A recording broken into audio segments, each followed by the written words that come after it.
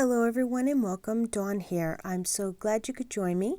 Before I start on some Christmas cards that I'll be doing, I wanted to sneak in one more Halloween card. I'm making a quick and easy card using some awesome new pattern paper that I got from Whimsy Stamps.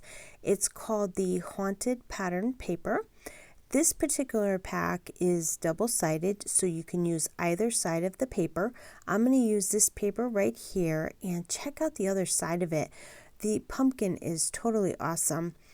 I want you to see all the different patterns that you get with this pack. I love the fact that you can use both sides of the paper. However, the bad news is all the papers are super nice, and it's definitely going to be hard to decide which side to use. It's going to kill me not to use both sides of the paper, but that's because I have a thing for pattern paper. I have to tell you though, I think I might like this paper pack better than the Nevermore paper pack. This one has such great sceneries, my mind is already trying to decide what to make with them, but I guess I'll have to wait till next year. I'm pairing it up with the Dracula's Coffin die set and the Dracula Going Batty die set. So let's get started. The first thing I did was cut a piece of white cardstock to 10 by 7 and I scored it at 5 inches. And then I trimmed it down to 5 by 6.5 because the pattern paper I have is only 6 by 6 and the 7-inch would have just looked too big. You can still put it in a 5 by 7 envelope though. It'll fit just fine. Then I cut a piece of black cardstock just slightly smaller than the card base to make a black border, which will also take away from the fact that the pattern paper is a little smaller. Then I trimmed the pattern paper down to 4 3/4 by 6 inches. I make sure to take some off of the left and the right side, but I don't take any off of the top or the bottom because I don't want it to be smaller than the 6 inches. Next, I die cut 3 of the tombstones from Dracula's Coffin die set. I did 1 big one and 2 small ones. And then I die cut 2 of the skulls and 2 of the crossbones. I die cut the Dracula from some black cardstock, and later in the video I did go back and die cut another Dracula from gray cardstock so I can make it look like he has a shadow. I also die cut some of the bats from black cardstock as well.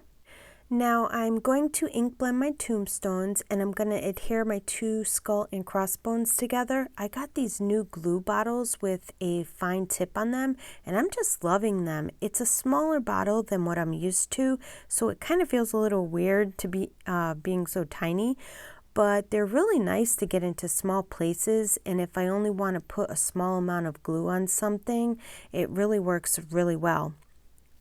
I'm using my favorite Distress Oxide inks, Black Soot and Hickory Smoke, to ink blend my tombstones. I chose to use white cardstock because I want to leave the middle of the tombstones very light so it draws your eye to it when it's on the card. What I'm doing here is I'm going around all the edges of the 3 tombstones with the Hickory Smoke color. And I'm being pretty generous with it because I want the outer edges to be kind of on the darker side and the ink will lighten up when it does dry. I also color the skull and crossbones with the Hickory Smoke as well. Once I cover the tombstones with the Hickory Smoke, I bring in the Black Soot and I go around all the edges with it. Again, I'm being very generous with it so it looks kind of dark on the edges. I also color the skull and crossbones with the Black Soot as well, but I don't put a lot on them at this point. I continue to ink blend my tombstones until I have the desired look that I want on them, and I'm not taking any care at all, as you could see, because it's an old tombstone. It doesn't have to be perfect. Now, at this point, I decided my skull and crossbones I wanted them to be even darker than they were. So I'm putting some black dye ink on them. This goes on darker and it will stay darker than the Black Soot. And I really liked how the skull and crossbones came out, so I decided to go around all the edges of the tombstones with the black dye ink as well to give it a more defined and darker edge, and I really loved how it came out. I don't usually use the dye ink for the edges, but I actually might do this more often because I really think it added to the look of the tombstone. I'm going to take my black Jelly Roll pen and I'm going to write R.I.P. Rest in Peace on the 2 smaller tombstones. I usually do not write on my cards because I am super nervous about messing up and having to start over. But for this particular thing, being it's an old tombstone, I really don't care how they came out. It can be uneven or even different sizes. I'm not looking for perfection with this. Actually, I think it would probably add to the character of the tombstone if it was messed up. You don't have to use a Jelly Roll pen. You can stamp on it if you have a stamp set, or you can use a black Sharpie as well. I adhere the skull and crossbones to the big tombstone. And I love how the middle of the tombstone is so light. It really makes the skull and crossbones stand out, I think. Now, I want them to also look kind of old and weathered. So I take an eraser and I rub it very gently over the skull and crossbones to take a little bit of the black ink off of it. You don't have to do this part if you don't want to, but I think it adds to the look of it. Now let's start assembling the card. I have a black Dracula and a gray Dracula.